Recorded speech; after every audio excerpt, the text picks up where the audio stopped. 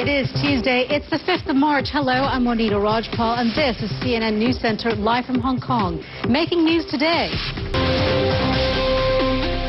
If a week is a long time in politics, a decade is an age, and the next 10 years could be the age when China leapfrogs the U.S. to become the world's largest economy. The leaders who could steer the country into that #1 spot will be formally appointed in the days ahead. But as the outgoing premier Wen Jiabao opened the National People's Congress in Beijing, he highlighted the challenges they'll face, such as the widening gap between rich and poor.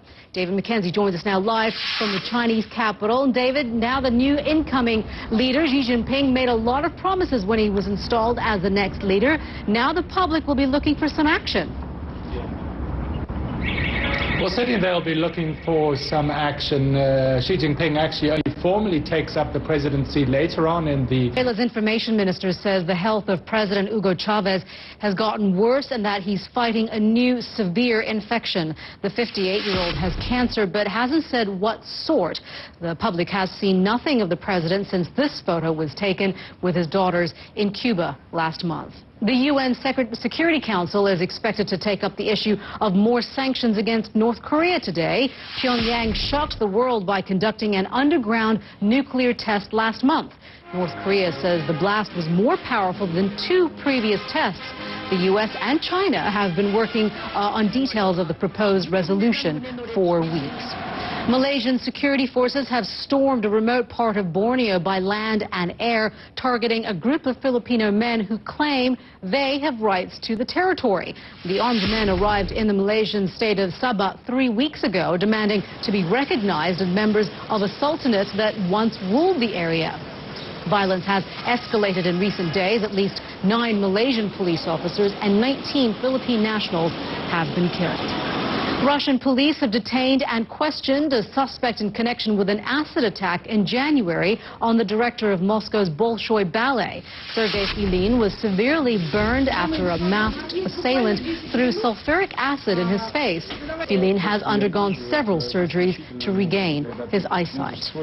With nearly a third of the ballots counted in Kenya's presidential election, Deputy Prime Minister Uhuru Kenyatta is ahead of his main rival, the Prime Minister Raila Odinga. Now, there seems to have been a high voter turnout across Kenya, and a lot less violence than there was when the last elections were held in 2007. We want to bring you the latest now from CNN's Nema Al-Bagir. She's at the National Vote Counting Center with more. Nema.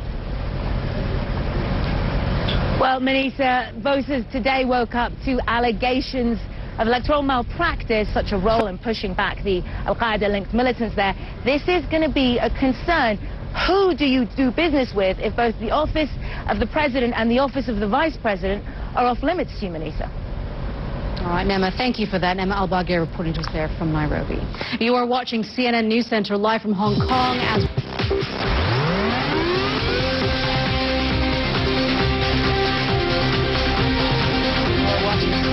Center live from Hong Kong. I'm Monita Rajpal. We are waiting for news out of Vatican City. Roman Catholic cardinals could at any time set a date for the conclave that will elect a new pope. More than 140 cardinals are holding a second day of meetings. CNN analyst and correspondent for the National Catholic Reporter, John Allen, is following all the developments from Rome. He joins us now live. And John, so a second day of meetings, what more could they be discussing? Well, Monita, given that they're trying to do a sort of state of the church examination, looking at all... All right, John, thank you very much for that. John Allen there in Rome. Well, with the selection of a new pope about to begin, we look back at some of the more colorful figures in church history. As Jim Bitterman reports, papal infallibility doesn't mean they could do no wrong. Before he went off to retirement, Pope Benedict XVI reminded his brothers in the clergy. You are watching CNN News Center live from Hong Kong. Some say March comes in like a lion and...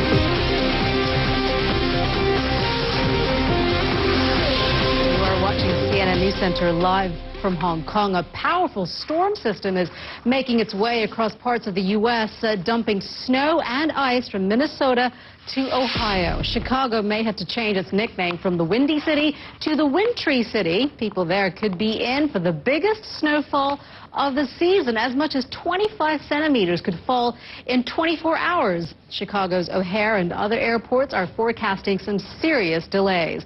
CNN's Jennifer Delgado is braving the cold weather, and she joins us now from that wintry city. Jen, how's it looking right now? Hi, Monita. Well, things are actually fairly quiet right now. I have actually witnessed maybe 1 or 2 snowflakes, but a lot of that's not going to arrive for about another 2 to 3 hours. Now, where we're at right now, this is the Magnificent Mile. You can see cars are getting through nice, nothing on the roadways, no precipitation out there. But as we head into the mid-morning, late morning, we're going to start to see that snowfall picking up. And in some of these locations, potentially we could see about 30 centimeters of snowfall. So right now we have a winter storm warning in place, and that is going to last until midnight tonight.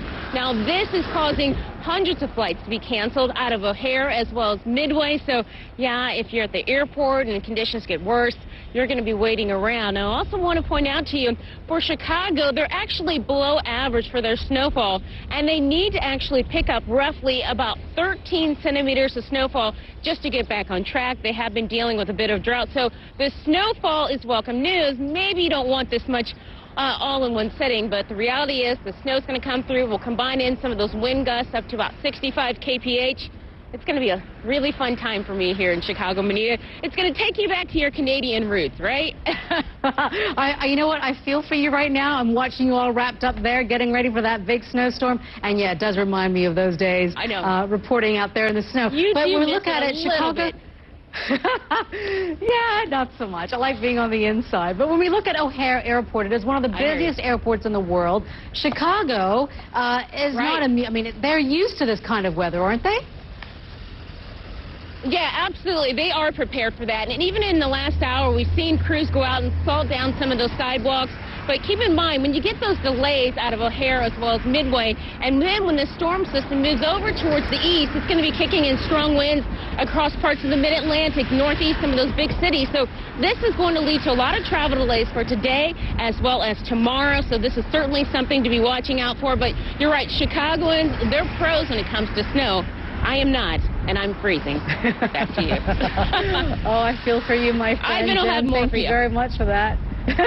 You're welcome. Stay warm if you can. Jennifer Delgado there in Chicago. Well, let's get the big picture for you and the weather prospects for the region. Meteorologist Mar05 is nice and warm and toasty inside of the World Weather Center. Mari? You know what? I was actually too cold here in the studio, so I feel for Jennifer out there on that assignment. You know, I have my winter jacket sitting on my desk right over here, Monita. But anyway, and I wear it when I'm not in the air. So let's go ahead and talk a little bit about all of this, kind of like give you a quick back to you.